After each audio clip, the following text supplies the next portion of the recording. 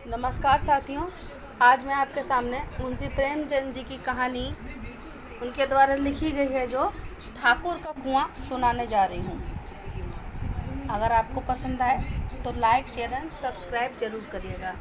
ठीक है। जोखू ने लोटा मुंह में लगाया तो पानी से सख्त बदबू आई।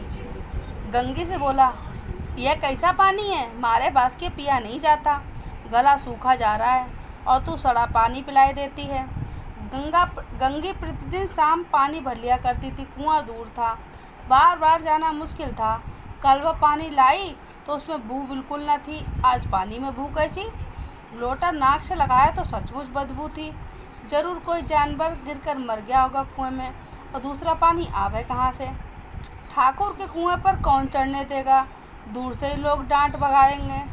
साहू का कुआं उस गांव के उस सिरे पर था, परंतु वहां पानी कौन भरने देगा? कोई कुआं गांव में है नहीं। जोहू कई दिन से बीमार है। कुछ देर तक प्यास रोके चुप पड़ा रहा, फिर बोला, अब तो मारे प्यास के रहा नहीं जाता। ला थोड़ा पानी, गंदा पानी नाक बंद करके ही पी लूँ। गंगा ने पानी ना दिया। खराब पानी पीने से बीमारी बढ़ जाएगी, इतना तो जानती थी वह, परंतु यह ना जानती थी कि पानी को उबाल लेने से खराबी जाती रहती है। बोली, यह पानी कैसे पियोगे? न जाने कौन सा जानवर मरा है कुएं में, और मैं दूसरा पानी लाए देती हूँ। जोखू ने आश्चर्य से उसकी ओर देखा और कहा, पानी कहाँ से लाएगी? ठाकुर और साहू के दो कुएं तो हैं, क्यों एक लोटा पानी या भरत देंगे? हाथ पाथ तोड़वाएगी और कुछ नहीं होगा। बैठ चुपके से।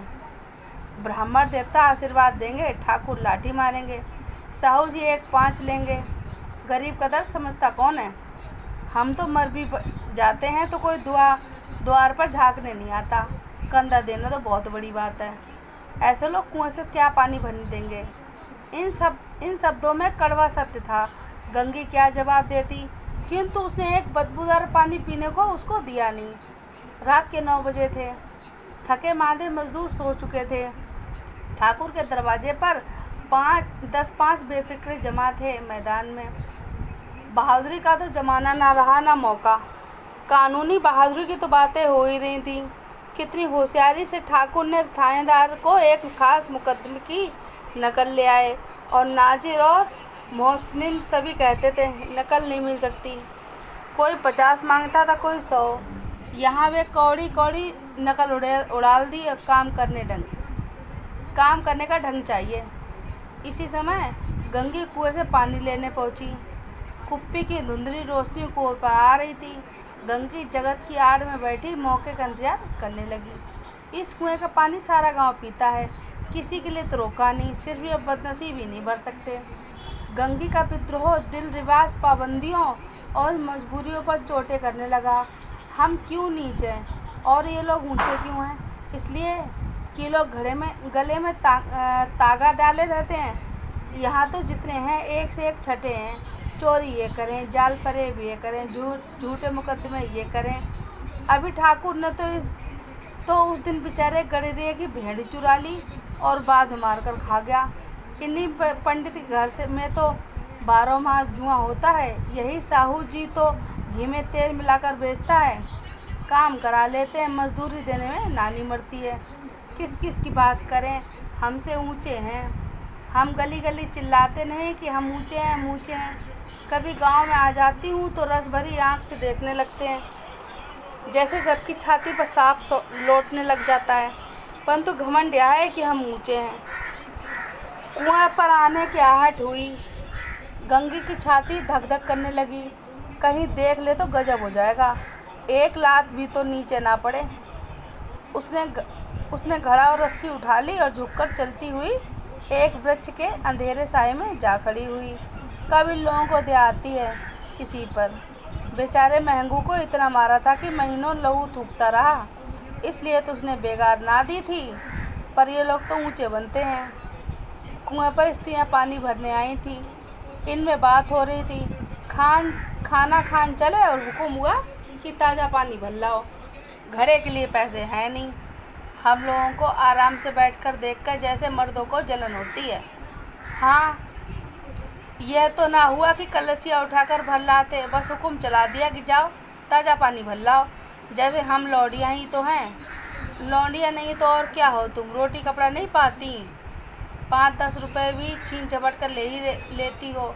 लौंडियाँ कैसी होती हैं? मत ले जाओ दीदी, छिन भर आराम करने की ही तरस कर रह जाता है। इतना काम किसी दूसरे में कर देती तो इनसे कहीं से आराम से रहती। ऊपर से वह एहसान नहीं मानता। यहाँ काम करते करते मर जाओ, पर किसी के मुंह से सीधा नहीं होता।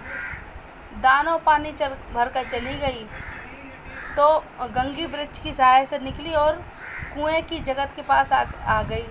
बेफिक्री चले गए थे। ठाकुर भी दरवाज़ा बंद करके अंदर आंगन में सोने चला गया। गंगी ने क्षणिक सुख की सांस ली। किसी तरह तो मैदान साफ हुआ। अमृत चुरा लाने के लिए राजकुमार जी किसी ज़माने में गया था।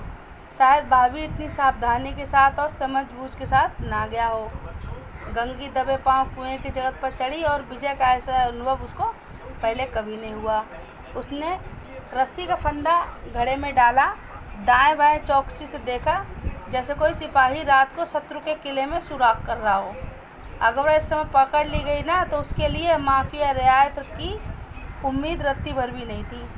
अंत में देवताओं के याद करके उसने कलेजा मजबूत किया और घड़ा कुएं में डाल दिया। घड़े ने पानी में गोता लगाया, बहुत ही आहिस्ता, जरा सी आवाज़ भी ना हुई। गंगी ने 2-4 हाथ जल्दी मारे, घड़ा कुएं के मुंह तक आ पहुंचा। कोई बड़ा सहजोर पहलवान भी इतनी तेजी से ना खींच सकता था। गंगी झुकी कि घड़े को पकड़कर जगत पर रखे कि एकाएक ठाकुर साहब का दरवाज़ा खुल गया। शेर का मुंह इससे अधिक भयानक ना होगा। गंगी के हाथ से रस्सी छूट गई। रस्सी के साथ घड़ा धड़ाम से पानी में गिरा और कई क्षण तक पानी में हिलोरों की आवाज़ें सुनाई देती नहीं।